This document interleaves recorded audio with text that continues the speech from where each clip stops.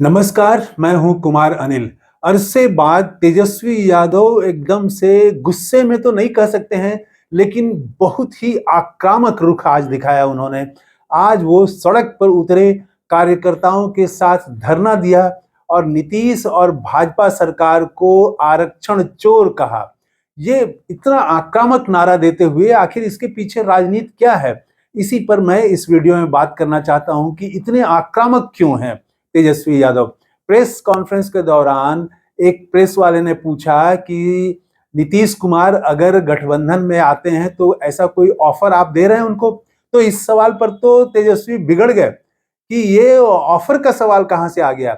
मैं नीतीश सरकार को आरक्षण चोर कह रहा हूं और ऑफर देने की बात कैसे हो जाएगी? बंद करिए बकवास।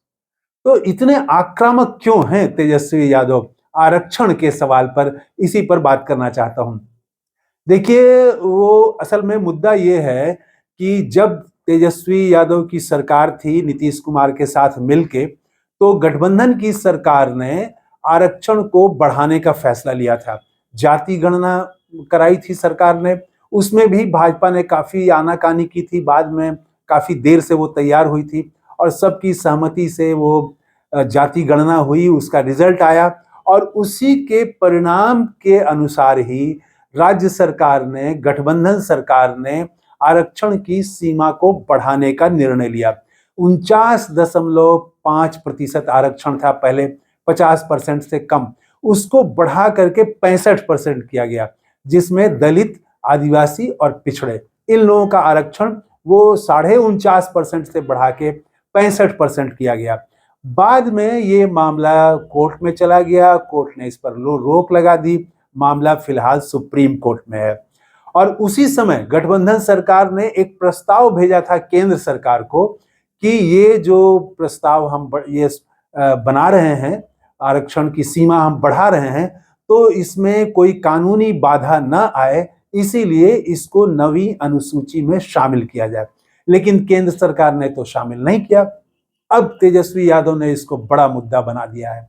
वो कह रहे हैं कि 10 महीने हो गए और हमने प्रस्ताव भेजा था, हमारी सरकार ने भेजा था, केंद्र सरकार ने नवी अनुसूची में शामिल नहीं किया और अपने लोगों के जरिए कोर्ट में फंसा दिया। लेकिन हम कोर्ट में भी लड़ाई लड़ रहे हैं, हमारे वकील हर डेट पर मुस्तैद रहते हैं कि सरकारी वकील कहीं ढीला ना हो जाए और हम सड़क पर भी लड़ेंगे। तो जाहिर है कि तेजस्वी यादव जानते हैं, बिहार की नब्ज को पहचानते हैं कि यहाँ सामाजिक न्याय के आंदोलन की एक मजबूत धारा रही है। 2015 में आरक्षण बड़ा मुद्दा बन गया था। तब आरएसएस के प्रमुख ने कहा था कि आरक्षण पर पुनर्विचार होना चाहिए और इसी को लालू यादव ने और नीतीश कुमार ने, तब दोनों साथ थे, दोनों ने बड़ा मुद्दा बनाया था और कि आरक्षण को भाजपा खत्म कर देना चाहती है और उसके बाद भाजपा को चुनाव में भारी नुकसान हुआ था। ये उदाहरण तो तेजस्वी यादव के सामने है। तो फिर से तेजस्वी यादव ये चाहते हैं कि बिहार में पिछड़ों की गोलबंदी हो और वो ये भी जानते हैं कि भारतीय जनता पार्टी हिंदू मुस्लिम वाली राजनीति करती है, तो वो धार्मिक आधार पर लोगों को बांटने की कोशिश होगी, ध्रुवीकरण की कोशिश होगी। उसका जवाब जो है वो पहले ही तैयार कर लिया है उन्होंने और बहुत आक्रामक ढंग से। एकदम से नीतीश सरकार को आरक्षण चोर कहना, तो ये तो आप समझिए कि कितनी आक्रामक भाषा है कि 16% का नुकसान हो रहा है पिछड़ों, आदिवासियों और दलितों को। हर नियुक्ति में 16% का नुकसान हो रहा है।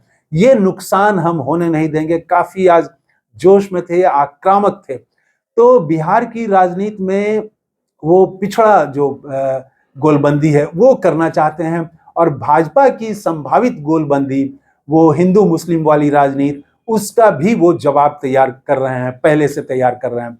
तो एक पैकेज लेके तेजस्वी यादव सामने आते हुए दिख रहे हैं।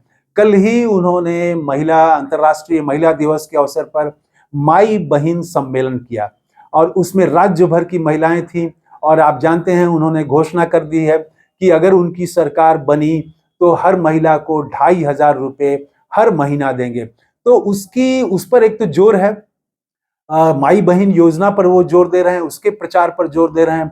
कोशिश ये है कि महिलाओं का वो जाति से ऊपर उठ करके महिलाएं तेजस्वी यादव के साथ आए इस योजना के नाम पर, इस योजना के सहारे। वो नीतीश कुमार का जो महिलाओं के का समर्थन है उसको वो तोड़ना चाहते हैं। तो एक हाथ में वो है, फिर बिजली 200 यूनिट बिजली फ्री देने की बात कर रहे हैं, और अब जो है वो आरक्षण को भी उन्होंने बड़ा मुद्दा बनाया है कि 16% आरक्षण की चोरी कर रही है ये सरकार, नीतीश की सरकार और भाजपा की सरकार। तो इस पर जब वो सड़क पर उतर गए हैं तो समझिए कि उनकी कोशिश है कि जो पिछड़ों का जो युवा वर्ग है पहले उसको संगठित किया जाए और इस तरह से पूरे पिछड़ों को गोलबंद किया जाए और सांप्रदायिक राजनीति का जवाब दिया जाए। तो ये जब पटना में वो खुद उतर गए आज सड़क पर, तो आप समझ सकते हैं कि पूरा राजद जो है अब इसको लेके, इस मुद्दे को लेके तो एकदम उड़ जाएगा और इस पर काफी वो जोर देगा नीचे तक। अब इस पर चर्चा होगी, तरह तरह के सम्मेलन और धरना प्रदर्शन अब जिलों में भी ये करेंगे, दबाव बनाने के लिए करेंगे। तो असल में अब सब चुनाव के लिए हो रहा है।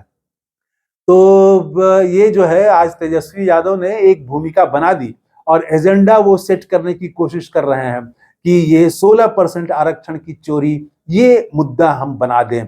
तो जैसे कि लोकसभा चुनाव में संविधान को बड़ा मुद्दा बना दिया था राहुल गांधी ने, फिर से कोई एक मुद्दा ही दोबारा नहीं बन सकता है। दोबारा हम संविधान को बिहार में मुद्दा नहीं बना सकते हैं, वैसे भी नहीं बना था पिछली बार भी लोकसभा चुनाव में जितना यूपी में बना था।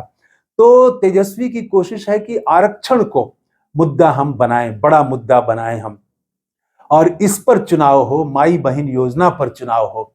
तो अब तेजस्वी यादव का ये आक्रामक रुख देखिए क्या असर डालता है और किस तरह से भाजपा तो चुप रहेगी इस पर, भाजपा तो बोलेगी नहीं, तेजस्वी यादव को मालूम है। और जदयू भी भाजपा से दोस्ती के कारण ज्यादा बोलने की स्थिति में नहीं है। आज मैंने देखा कि जदयू का जो बयान आया है वो बयान यही आया है कि सुप्रीम कोर्ट के सामने धरना दीजिए। उन्होंने तेजस्वी यादव को सुझाव दिया जदयू के नेताओं ने, लेकिन ये नहीं कहा कि हमारी सरकार सुप्रीम कोर्ट से पिछड़ों का हक दिलाएगी और उसके लिए हम प्रयास कर रहे हैं, हम 65% आरक्षण लागू करेंगे, करके दिखाएंगे। ये दावा जदयू के भी लोग नहीं कर रहे हैं और भाजपा से तो उम्मीद नहीं की जा सकती है। तो इसमें एकदम से मैदान साफ है एक तरह से तेजस्वी यादव के लिए कि ये अगर मुद्दा बनाते हैं तो इसमें न सिर्फ भाजपा बल्कि जनता दल यू, नीतीश कुमार की पार्टी भी डिफेंसिव रहेगी, अभी से डिफेंसिव है। तो देखिए ये कितना बड़ा मुद्दा बनता है, एजेंडा बना पाते हैं कि नहीं, नैरेटिव बना पाते हैं कि नहीं तेजस्वी यादव। तो लेकिन आज उन्होंने कोशिश की और बहुत आक्रामक ढंग से वो सामने आए। इस वीडियो में इतना ही। थैंक यू, धन्यवाद, जय हिंद।